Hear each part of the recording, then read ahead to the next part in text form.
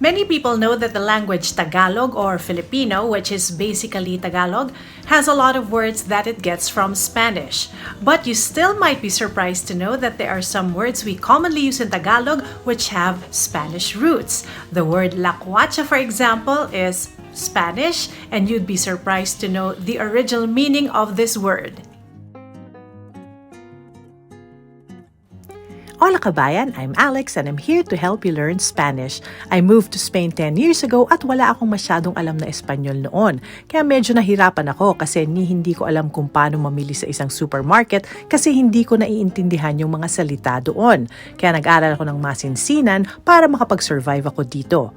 Ginawa ko ang channel na ito para makatulong sa aking mga kapwa Pinoy na gusto ring matutong mag-Espanyol. Today, I want to talk to you about Tagalog words which you probably didn't know came from Spanish. Now, there are a lot of words that we know do come from Spanish. For example, cocina, cuarto, those common things that you see in the house, parts of the house, things you find in the house. But there are some words that still might surprise you. I learned about these words when I started to live here in Spain, and I think you just might be as surprised as I was when you learn what these words are. For this topic, I again asked the help of my friend Candy, who also studies Spanish like I do, although she's right now in a very exotic place that doesn't really speak Spanish. Hi G! Saying hi from Mombasa, Kenya. It's exactly 9,449 kilometers away from you. One word is lujo. Lujo, L-U-H-O, which means luxury. It's the same in Spanish, but it's spelled differently but with a J. Lujo. Another word that is used a lot on me by my sisters is barat, which means cheap. In Spanish, it comes from the Spanish word barato, which also means cheap. Like when you say something, oh, esto es muy barato, this is so cheap. It's because I don't have so much lujo, that's why I'm being called barat. We have the word torpe in Tagalog to mean someone who is a bit too shy to pursue their romantic interest. For example, a boy or a girl likes this guy or a girl and then is too torpe to speak to that person or ask that person out. That's what torpe means in Tagalog. Torpe is a Spanish word, but it means more like clumsy, like physically clumsy, someone who's uncoordinated, and it could also mean awkward, like someone who is socially awkward. Then we have the word cursonada in Tagalog, which means something that attracts us. It could be a person or a thing. For example, I would say, well, in Taglish, like I have a cursonada on this person. That means I like this person or this person attracts me.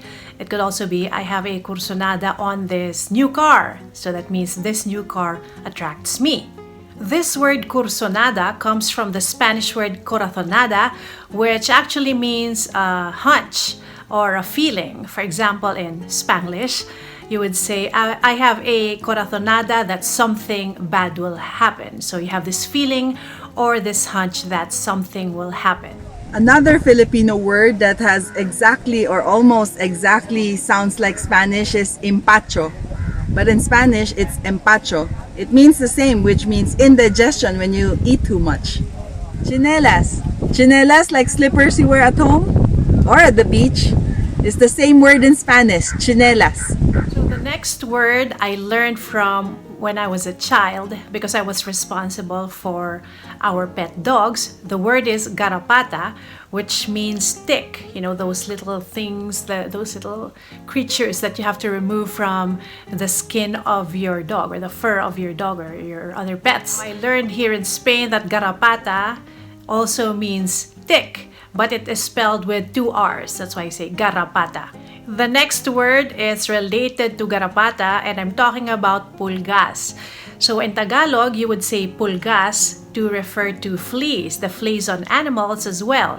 But we usually say pulgas with an S. It actually comes from the word pulga, which means flea as well. So it's exactly the same thing, but pulga is singular and pulgas is plural. But in Tagalog, we always say may pulgas yung aso or the dog has fleas. We don't really use pulga to say just one flea.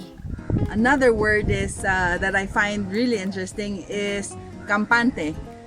Kampante, we use it like, oh, makampante ka na, or feel relaxed or more calm. It's also the same in Spanish, but instead of a K, it's spelled with a C. It means to feel more relaxed despite having some troubles. The word nunal, like mole, from the Spanish word el lunar. Doesn't sound so similar, but it means a beauty spot or a beauty mark. Tukayo or katukayo in Tagalog means a namesake or someone who has the same name. So for example, I meet someone named Alex, I would say, "Hey Tukayo" or "Hey Katukayo." That means, hello, person of the same name. It comes from the Spanish word tocayo, which means the exact same thing. I actually learned this word because I met this person named David, and then he met another person named David, and he said, like, "Hola tocayo," and then that's when I learned, oh, tocayo comes from tocayo. This next word is one that I was particularly surprised to learn was actually Spanish, and the word is tancha. So in Tagalog, when you say tancha, it means to estimate something. Like, tansyahin mo yung gaano kalaki yung isang bagay. Like, estimate how big this certain item is. The word tansya comes from the Spanish word tantear, which means to measure or to calculate approximately. So it means more or less the same thing. It also refers to feeling something out. For example, you want to see how a person is, you know what intentions they have, which we can also use in Tagalog. For example, tansyahin mo yung taong yon, like size up this person or feel this person out. So they basically have the same meaning, tansya and tantear. So another word is itsura. The way we use it, it's usually for looks in Filipino, like, ano ba yung itsura mo? But in Spanish, itsura, it means shape. Like, for example, you say a sentence, edificio con una itsura muy moderna, or a building with such a modern shape. One word we use a lot, especially us Filipinos, we're so hospitable, is the word asikaso. Asikaso actually comes from two words in Spanish which are hacer caso, or to heed, or to pay attention to someone's need. So it's so interesting to how it merged into one word in Filipino and it becomes asikaso. This next word is very interesting as well because it's a combination of two words in Spanish. The word is ichapuera in Tagalog. That means to exclude something or someone, and it also means to leave out something or someone. For example, naichapuera ako sa grupo na yon. Like, I was left out of that group, or I was kind of kicked out or excluded from that group. This comes from echar fuera or echa fuera, which means to throw out. So it has almost the same meaning as well. So we Filipinos say itcha a lot. It's from echar, which means to throw. And then we have the word limos. In Tagalog, limos means, charity that you give to a person, maybe to a beggar or someone who's asking you for money. You give them limos. This comes from the Spanish word limosna, which is a bit different because it has the letters N and A after limos, but it means exactly the same thing. Charity, or something you give to beggars, or something you give to those people in need. One word that is it means exactly the same, but it's spelled differently, pronounced a little bit different, is the word imbis. So, imbis na blah blah blah. In Spanish, it's en vez de blah blah blah. So it exactly means the same. Like, instead of, imbis na mag-aral, naglalaro yung bata. Instead of studying, the child is playing. Chikiting. We all know Chikiting. We grew up watching the TV show Chikiting Patrol. Chikiting in Spanish is chikitin. Without a G at the end, not an NG. It means a tot or a small child. So we use it the same way. So the word miron, I always thought was very specific to Filipinos because we like to look at things that are going on. So we would say miron to mean bystander or spectator, or someone who likes to watch things that are going on around you. So for example, on the street, there's an accident, then you say, oh, there are so many mirons looking at what happened in that accident.